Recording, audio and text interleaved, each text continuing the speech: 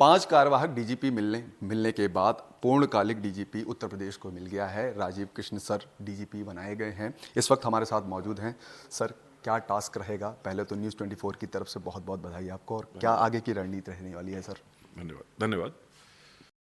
माननीय मुख्यमंत्री जी की, उत्तर प्रदेश शासन की और उत्तर प्रदेश पुलिस की अपराध और अपराधियों के विरुद्ध जीरो टॉलरेंस की नीति बड़ी स्पष्ट है।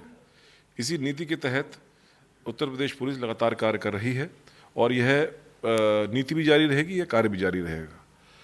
नागरिकों के मन में, विशेषकर महिलाओं के, व्यापारियों के मन में किसी प्रकार का कोई वो सुरक्षित महसूस करें, किसी प्रकार का कोई भय उनके मन में ना हो, और उनके विरुद्ध जो भी अपराध करते हैं उनके विरुद्ध कड़ी कार्रवाई, कठोरतम कार्रवाई, जो भी कानून सम्मत कार्रवाई है उसको हम लोग हमेशा से करते आए हैं और वही आगे जारी रहेगी। जो इन्वेस्टिगेशंस हैं उसमें भी जो उत्तर प्रदेश पुलिस जो अपराधों के जो सज़ा का प्रतिशत है उसमें भी उत्तर प्रदेश अग्रणी राज्यों में है। करीब 81-82% केसेस में हम लोग सज़ा दिलाने में कामयाब होते हैं। ये उत्तर प्रदेश पुलिस के प्रोफेशनल एथिक्स, प्रोफेशनल नॉलेज और जो कार्य करने की संस्कृति है उसको दर्शाता है। ये संस्कृति, इसको और धार दी जाएगी, प्रोफेशनलिज्म को और बढ़ावा मिलेगा और इसी दिशा में कार्य आगे किया जाएगा।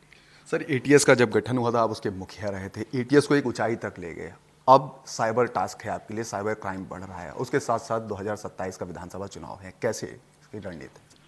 साइबर के मामले में भारत सरकार के द्वारा, गृह मंत्रालय के द्वारा और अन्य एजेंसीज के द्वारा जो एक व्यवस्था बनाई गई है, उस व्यवस्था को उत्तर प्रदेश में बहुत हद तक अमली जामा पहनाया गया है।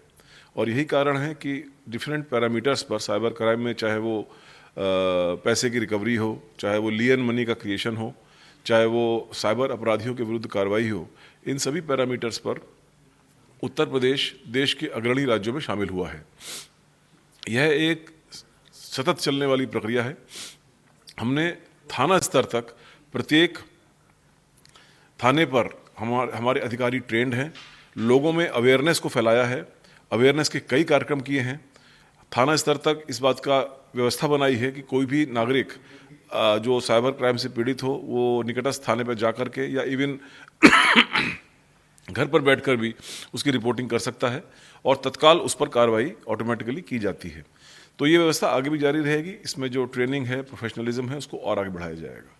सर, आगे आगामी 2027 विधानसभा को लेकर के उसको कैसे देख रहे, कितना बड़ा चुनौती है सर? उत्तर प्रदेश पुलिस पहले भी जितने भी चुनाव यहाँ पर हुए हैं उनको बहुत ही शांतिपूर्ण, बहुत ही निष्पक्ष तरीके से कराने के लिए हमेशा से प्रतिबद्ध रही है और आगे भी इसी प्रतिबद्धता के साथ आगे बढ़ाया जाएगा। और जिस प्रकार से पहले भी चुनाव एक शांतिपूर्ण तरीके से हुए हैं, निष्पक्षता के साथ हुए हैं, लोगों के भागीदारी के साथ हुए हैं, वही इस बार भी संपन्न किया जाएगा। लगातार चुनाव विधानसभा चुनाव होते हैं, पंचायत चुनाव हो, लगातार आवाज़ उठाते रहते हैं, कहीं विपक्ष उठाते हैं या अपने से ही आवाज़, अधिकारी भी कहीं ना कहीं। अभी आपने देखा होगा कि एक कांस्टेबल ने भी आवाज़ उठाई थी, उसको लेकर के जो कमियां हैं उसको कैसे सुधारने के लिए क्या कोई गाइडलाइन तैयार की जाएगी, कोई नीति तैयार की जाएगी? नहीं, लगातार हम लोग अपने कार्य में सुधार की तरफ आगे बढ़ते हैं और जो आलोचना होती है उसको भी इसी दृष्टिकोण से देखते हैं कि उसमें हम अपने सिस्टम में क्या इम्प्रूवमेंट कर सकते हैं। लेकिन ये एक यूनिफॉर्म्ड फोर्स है। यूनिफॉर्म्ड फोर्स में अपनी बात रखने का एक कानूनी तरीका है, एक प्रक्रियात्मक तरीका है। अगर कोई कर्मी अपनी बात को इस तरह से रखता है जो कि प्रक्रिया सम्मत नहीं है, कानूनी रूप से सही नहीं है, तो डेफिनेटली अनुशासित फोर्स में इस चीज़ की कोई जगह नहीं है।